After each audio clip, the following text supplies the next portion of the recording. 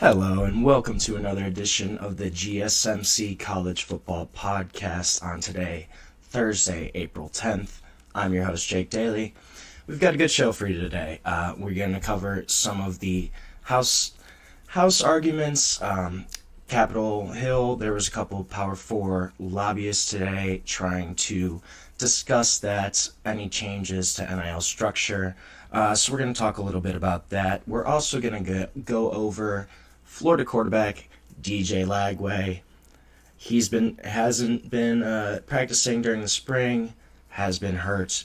So we're going to talk a little bit about that, what that means for Florida's season. Also going to get into the ACC settlement with Florida State Clemson. Still not finalized yet, but we are going to talk a little bit about that. Make sure you stick around towards the end of the show. We're going to talk a little bit about OSU writers stealing NIL money? Well, that's what the reports say in Columbus. So we're going to discuss that. And make sure you stick around right at the end. We're going to talk a little bit about Tennessee, Georgia Tech. They're going to play each other in 2026, 2027. What that means for both those schools. But first, I just want to remind everyone that if you got a question during the show, we want to hear it. Your input is a big part of what makes this show great, and we thrive on your energy, your insights, whether it's a quick comment, a thoughtful question, or an opinion that you just have to get out. Don't hesitate to share. Now, if you want to make absolutely sure that your message stands out and gets featured on the show, there's an easy way to do that. Use the super chat feature. Just click the $ at the bottom of the button and at the bottom of the chat box to send in your super chat. This guarantees that your message gets on the air, and it's also just a fantastic way to support our channel. We rely on your support to keep bringing you the sports content that you love, and we appreciate every bit of it. So go ahead, let us know what you're thinking, hit that super chat button, and let's keep this show as interactive, as exciting as possible. And if you prefer, you can also go to gsmcsport.net to tip, donate, and leave a comment or question there. We couldn't do without your amazing support. We are so glad to have you as a part of our community here at GSMC. So we're going to talk a little bit about what's going on today. Capitol Hill, there's been some Power 4 representatives that went to D.C. to try to talk about some of the NIL legislation and the lack thereof of NIL legislation across the country. So one of their big things today was unified advocacy. You had all four Power 4 commissioners, ACC, Big 12, SEC, Big 10, all the commissioners were there, as well as various coaches, various athletes. Bruce Pearl from Auburn, he showed up in D.C. fresh off the Final Four. Steve Sarkisian from Texas was also there. And this really kind of showed a unified effort towards pushing for federal NIL legislation. And this really emphasizes the conference's commitment to kind of addressing the complexities, addressing just how each state kind of has different NIL laws. It's all kind of different. And so one of their big aims here was to secure antitrust protections for aspects of college sports amateurism, to try to standardize some of the NIL regulations nationwide, and also to just address the transfer rules and kind of how that's really all completely changed in the past few years. That we've gone from having super strict transfer rules to pretty much no transfer rules at all. They also talked upon like potential classifications for college athletes being potentially employees rather than students. And that's kind of showing the evolving nature of how athletes are being paid. Obviously, they are being paid now.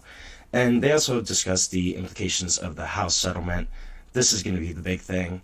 That fallout is going to impact pretty much everyone across the country. It's going to impact athletes. It's going to impact schools and how they're able to run their athletic programs. And really, they really want federal oversight into making sure that this is equitable, implementable across all institutions, not just, your big SEC, Big 10 schools, but really across the country.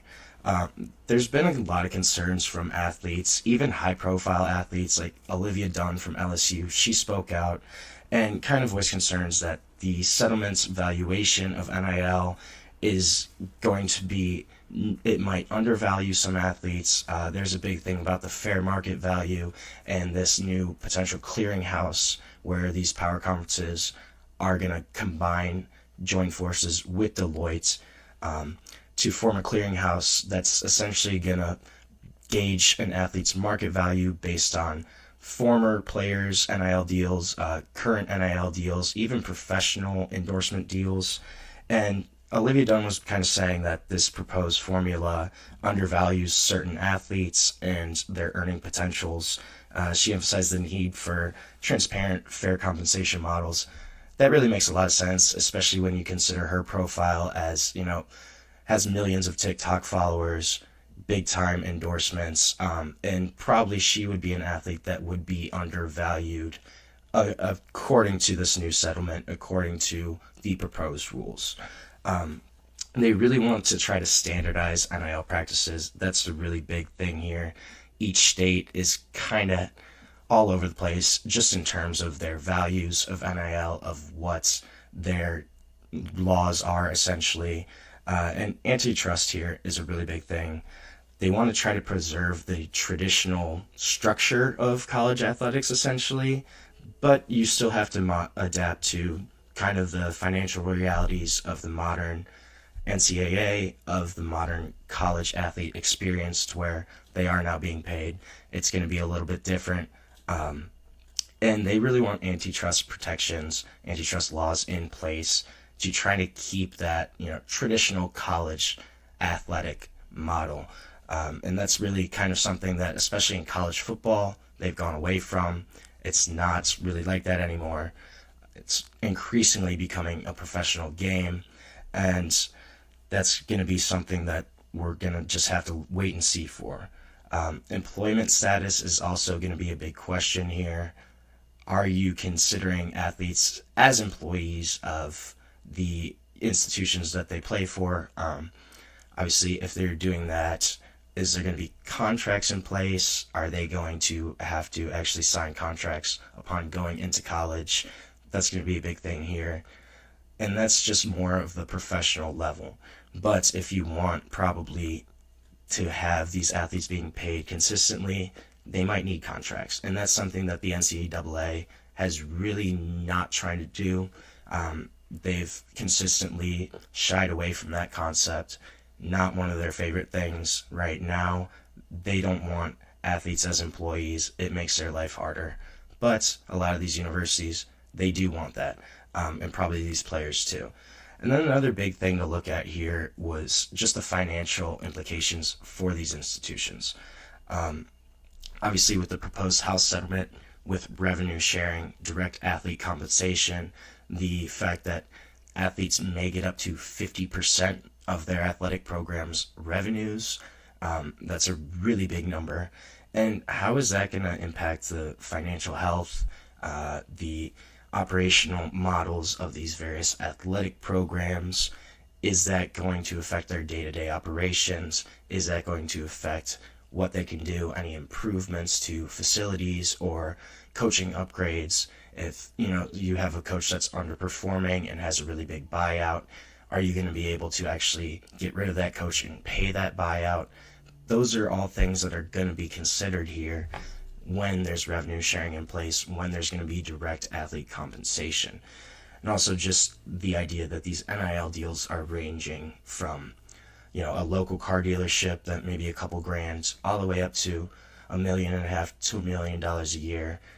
Some of these high level quarterbacks, that's a big gap in just what's going on in college athletics. And they really want to try to standardize that across the nation, because it's just so all over the place right now. It's really making it hard for athletic programs to consistently compete. And it's kind of making it even more of a disparity right now, especially in college football. You have programs that are just ponying up and paying $25 million a year to retain players. And they just are almost overpaying for guys in the transfer portal.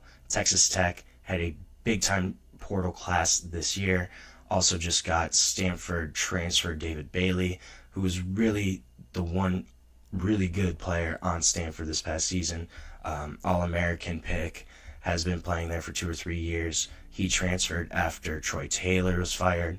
And the reports say that he's probably going to get $1.5 million to $2 million for this season to play for Texas Tech. That's a really big number. And I think after this House settlement, there's basically going to be a salary cap, $20.5 million a year.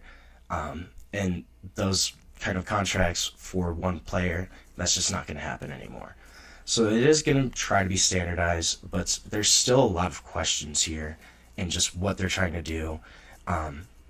And it's really unsure of what's going to happen in the NCAA. The big thing here is probably going to be the House settlement, obviously that fallout, like I've said, and just trying to standardize things.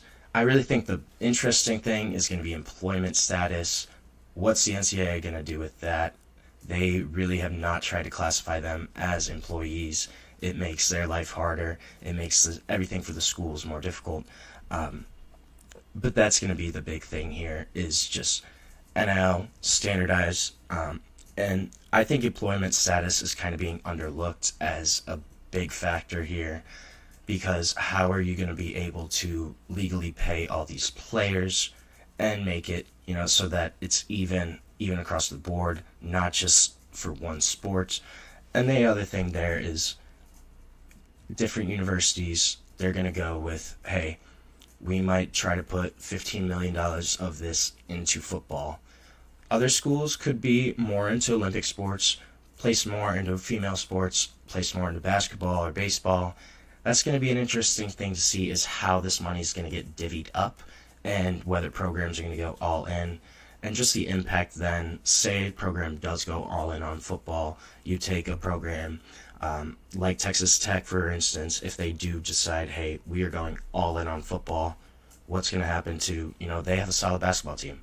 But what happens to their Olympic sports? What happens to their female sports? Are they going to get cut? Are they going to, have less players on scholarship? What's going to happen there? Are they going to have, the facilities aren't going to be as good? I think that's going to be a really big thing, is just how these schools are going to divvy up that money, especially if they're going to get half of their revenues cut from revenue sharing. That's going to be really interesting to look at. And I think different schools are going to try to do different things. I think you could definitely see schools really go hard on football, say, hey, we are pushing hard for football right now. We want to give $15 million of this money to football, but then our other sports may lack. That is going to be a decision that every single athletic department has to make. It's going to be a tough one, and they may be limited in what they can do. They may have to pick a certain sport to just kind of go all in on. It's going to be something we're going to just have to wait and see, and we're going to have to look at in the long term. So now we're going to take our first break of the show for today, and when we come back, we are going to discuss DJ Lagway, Florida, and what's going on there. Interesting scenario. So we'll be back shortly on the GSMC College Football Podcast.